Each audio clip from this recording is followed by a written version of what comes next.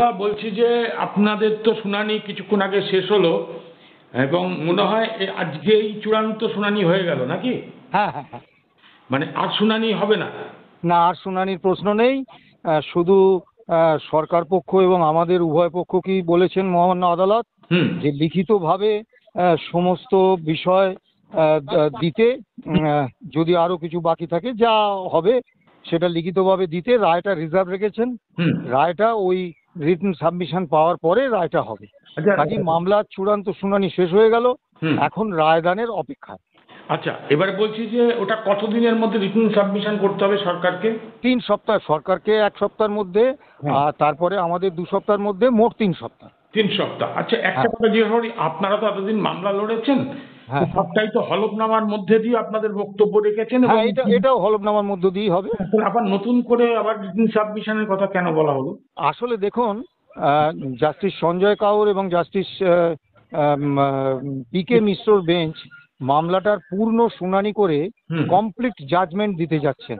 হুম। তা সেক্ষেত্রে সরকার পক্ষের বা মানে আমাদের, অর্থাৎ পিটিশনার এবং রেসপন্ডেন্ট, হুম। তাদের কারোর কোনো বক্তব্য শোনা হয়নি, হুম। এই রকম কোনো বিষয় তারা রাখতে চাইছেন না। হুম। যার ফলে হচ্ছে কি, তারা কিন্তু সকলকে সুযোগ দিচ্ছেন। হুম। এবং আজকে কপিল সিব্বালকে বলেছেন আপনার আর কিছু বলার আছে কিনা, হুম। এবং অভিষেক মনু সিংভি তিনি অনলাইনে ছিলেন, তাকেও কিন্তু মাননীয় বিচারপতিরা বলেছেন যে আপনাদের আর কিছু বলার থাকলে আপনারা বলুন। হুম। তা কপিল সিব্বাল, অভিষেক মনু সিংভি বলেছেন যে না, আমরা অনেক বলেছি, আমাদের আর কিছু বলার নেই, হুম। আমাদের সব বলা হয়ে গেছে। হুম। অর্থাৎ এই কমপ্লিট জাজমেন্টের দিকে যেতে গেলে হুম। মাননীয় বিচারপতিরা কোনো ফাঁক ফোকর রাখতে চাইছেন না। মানে কেউ পরে বলবে যে আমার কথা শোনেনি সুপ্রিম কোর্ট, হুম। এই সুযোগটা তারা রাখতে চাইছেন না। আচ্ছা, তাহলে সব মিলিয়ে শ্যামলদা, আপনি confederation of state government employees, মূল মামলাকারী আপনারাই, আপনি হচ্ছেন সেই সংগঠনের সভাপতি এবং মলয় মুখার্জি হচ্ছেন সাধারণ সম্পাদক। হ্যাঁ আপনারা দুজনেই কর্মচারীদের স্বার্থে যে লড়াইটা লড়েছেন, গোটা বাংলার কর্মচারী সমাজের কাছে আপনারা নয়নের মণি। আমি আপনার কাছে খালি এইটুকু জিজ্ঞাসা করি আমার দর্শক শ্রোতাদের জন্য, যে আপনারা রায় নিয়ে কতটা আশাবাদী? দেখুন, আমরা রায় নিয়ে চূড়ান্ত আশাবাদী এই কারণে হুম। যে সরকার পক্ষের সাবমিশন, হুম। তাদের রিটেন সাবমিশন, হুম।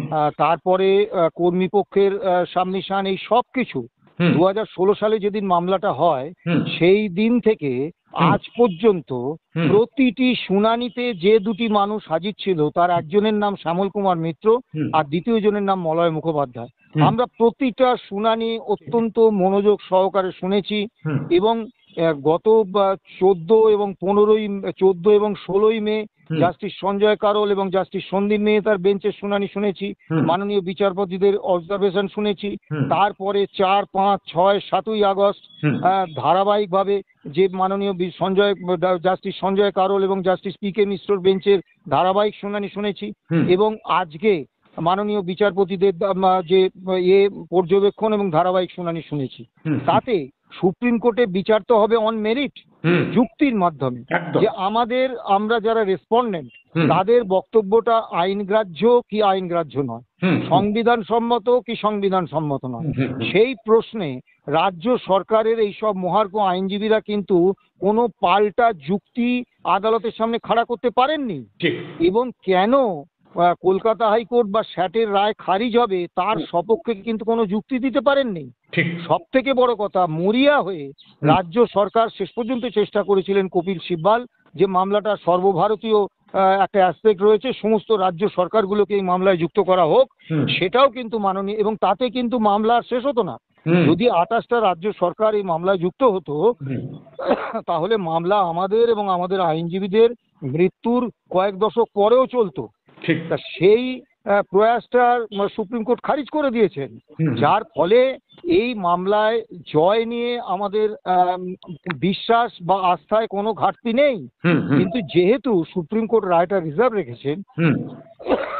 তাই আমরা এই কথা প্রকাশ্যে বলতে পারি না যে এই মামলায় আমরা জিতছি। না না, কিন্তু এটা ধন্যবাদ সত্য দরকার নেই। আমি বলছি আপনারা আশাবাদী তো, এটাই। অবশ্যই। হুম। এবং আপনার চ্যানেলের মাধ্যমে হুম। সমস্ত হুম।